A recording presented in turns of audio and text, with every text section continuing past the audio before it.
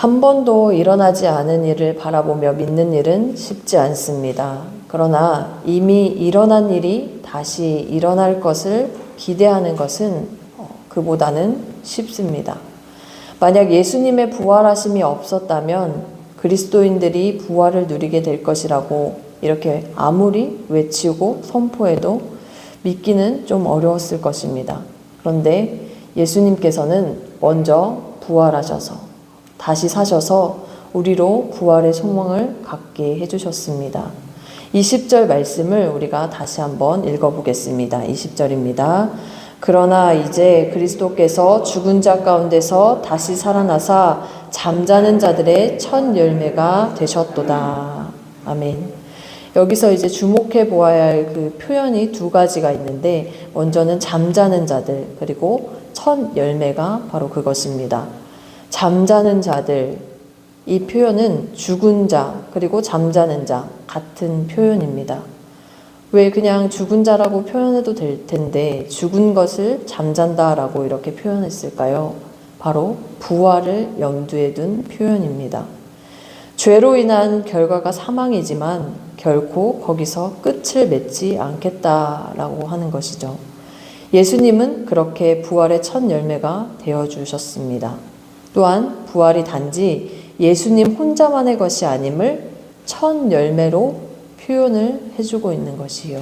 이 첫 열매라는 것, 표현 그대로 예수님이 부활의 첫 번째가 되셨다는 것과, 그리고 그것으로 또 이제 표현을 끝낸 게 아니라 그분의 뒤를 따라 믿는 자들이 부활할 것을 의미하는 표현입니다.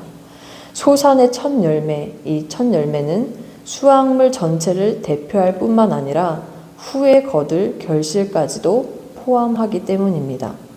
결국 첫 열매는 시간적으로 가장 먼저 있었던 사건을 뜻하는 동시에 이후에 있을 모든 사건의 대표, 나아가 마지막 결과를 가능하게 하는 근원이며 이유가 됩니다. 이어서 22절 말씀도 우리가 함께 읽겠습니다. 아담 안에서 모든 사람이 죽은 것 같이 그리스도 안에서 모든 사람이 삶을 얻으리라. 아멘. 한 사람 아담의 범죄로 우리는 모두 죽음에 이르게 되었지만 한 분 예수님으로 인해 부활에 이르게 되었습니다. 그렇게 예수님의 부활은 죄로 인해 사망에 이를 수밖에 없었던 우리에게 소망을 줍니다. 예수님의 이 부활을 믿는 자들은 죄가 더 이상 그들을 사망으로 끌어가지 못하고 그들도 예수님처럼 영원한 생명을 누리게 되는 것이죠. 사람의 대표가 되신 이 예수님의 부활을 시작으로 이후에 있을 죽은 자들의 부활은 확증되었습니다. 그 일은 반드시 일어날 것이고 그렇게 확신할 수 있는 이유를 예수님의 부활이 또한 말해주고 있는 것이죠. 예수님의 부활, 그리고 이제 죽은 자들의 부활, 믿는 자들의 부활, 이것은 떨어져 있는 사건이 아니라 하나의 연결된 사건이라는 것이죠.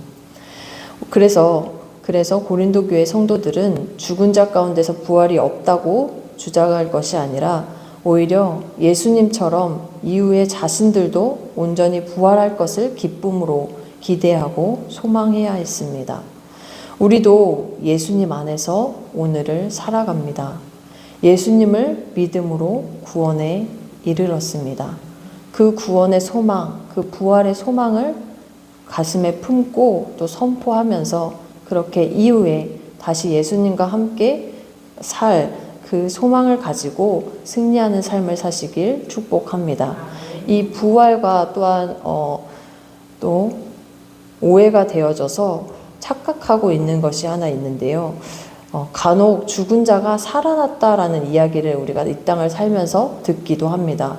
예수님의 부활 이전에도 그런 일이 있었습니다. 야이로의 딸이나 나사로 같은 경우가 예수님의 그 선포로 인해서 일어나라 했을 때 죽었지만 살아나는 그 경험을 갖게 되었죠. 그러나 그들은 다시 죽음에 이르렀다라는 것을 기억해야 합니다. 오직 죽음은 예수님을 통해서만 이길 수 있는 것입니다. 예수님께서 죽으셨기에 우리가 살 수 있는 것이죠. 예수님은 단번에 죽으시고 단번에 사셨습니다.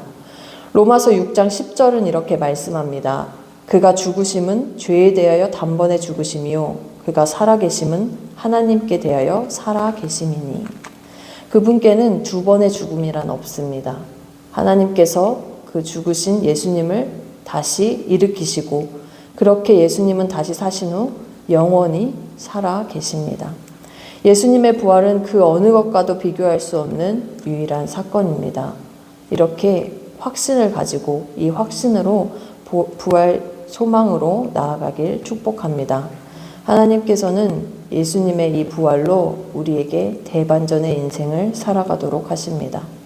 전에는 죽은 자였지만 이제는 산 자로 우리 안에 생명이 있음을 선포하며 생명의 은혜로 살아가길 소망합니다. 또한 예수님의 부활은 악한 원수인 사탄을 물리치신 승리의 선포이기도 합니다. 그래서 우리는 날마다 승리의 고백을 하며 살아가야 하는 자들인 것이죠. 우리를 죄악의 사슬로 묶어 자기 발 아래 두려는 이 사탄의 권세를 예수님이 영광스러운 부활로 깨트리시고 끊어주셨습니다. 사탄은 하나님의 대적자가 되어서 사망으로 인간을 다스리려고 합니다. 그래서 우리가 죄 아래 있을 때에는 사망의 두려움에 살 수밖에 없습니다.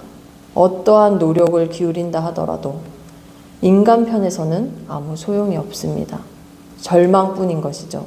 그런데 이 사망의 권세를 예수님께서 부활의 권능으로 산산조각 내셨습니다. 바울은 마지막 때에 일어날 사건들을 통치의 개념으로 나열하면서 이렇게 표현을 해주고 있는데 24절부터 쭉 보시면 예수님의 왕권이 완성되는 때에 모든 원수가 굴복할 것이고 그 다음에 마지막 원수인 사망이 굴복할 것이다 라고 이렇게 이야기를 해주고 있습니다. 예수님 앞에 그 어떠한 권세도 힘을 잃습니다. 우리 스스로는 도저히 감당할 수 없었던 죽음마저도 그런 것이죠. 지금까지 사망은 죽음의 권세를 가지고 모든 사람 위에 왕노릇을 했습니다. 사람들은 죽음에 두려워 떨어야 했고요. 그러나 다시 한번 선포하기는 예수님께서 부활하심으로 사망은 믿는 자들 위에 군림할 수 없게 되었습니다. 예수님께서 부활하심으로 사망을 이기셨습니다. 이것이 믿음의 고백이요 우리의 승리의 고백인 것이죠. 부활은 사망에 대한 사형 선고와 같습니다. 우리에게 이렇게 참된 승리를 허락하신 예수님을 날마다 묵상함으로 나아가길 축복합니다. 31절 말씀을 또 우리가 함께 읽겠습니다. 31절입니다. 형제들아 내가 그리스도 예수 우리 주 안에서 가진 바 너희에 대한 나의 자랑을 두고 단언하노니 나는 날마다 죽노라. 이 날마다 죽노라 라는 이 고백이 우리에게 있어야 할 것입니다. 이 고백은 예수님의 죽음을 자신의 몸에 짊어지는 것을 말합니다. 고린도후서 4장 10절은 이렇게 말합니다. 우리가 항상 예수의 죽음을 몸에 짊어짐은 예수의 생명이 또한 우리 몸에 나타나게 하려 함이라. 우리가 승리의 고백을 하는 것, 그리고 예수 그리스도를 묵상하는 것, 이것이 날마다 죽는 삶이며 이것이 또한 결코 죽는 것이 아닌 영원한 생명의 길로 나아가는 길입니다. 32절에 그것을 더 구체적으로 얘기하는데 사람의 방법을 택하지 아니하는 것, 하나님의 방법을 구하며 따르는 삶, 이것이 날마다 우리가 죽는다라고 하는 그러한 삶이고요. 33절에 하나님의 뜻이 이루어지는 선한 행실을 하기 위하여 그 삶을 구하고 또 구하는 삶입니다. 그래서 결국에 34절에 깨어 죄를 짓지 않는 삶, 하나님과 가까이, 더욱 가까이 나아가는 그 삶, 예수 그리스도의 그 죽음을 나의 몸에 새기고 그리고 그 죽음이 어떠한 죽음인가를 날마다 묵상하면서 승리의 고백으로 나는 예수 그리스도의 그 죽음과 부활을 통하여 죄를 이긴 그런 승리의 사람이다 라고 이렇게 고백하며 날마다 나아가는 것, 이것이 우리에게 필요할 것입니다. 오늘도 예수님과 연합하여 부활의 첫 열매 되신 예수님과 함께 부활의 소망으로 믿음의 길을 걸어가는 우리 모두 되길 축복합니다. 오늘 또 들은 말씀을 기억하면서 무엇보다도 우리에게 부활의 그 첫 열매가 되어 주셔서 부활 소망으로 살아갈 수 있게 하신 예수님께 감사드리며 그 생명과 그 죽음 그것을 묵상하고 다시 한번 예수님께 나아가고자 또 간구한다고 이렇게 기도하며 나아갔으면 좋겠습니다. 그래서 그 고백이 또한 예수님께 드리는 우리의 믿음의 고백이 되기를 원하고 승리의 고백이 되어서 오늘 하루도 승리하기를 소망합니다.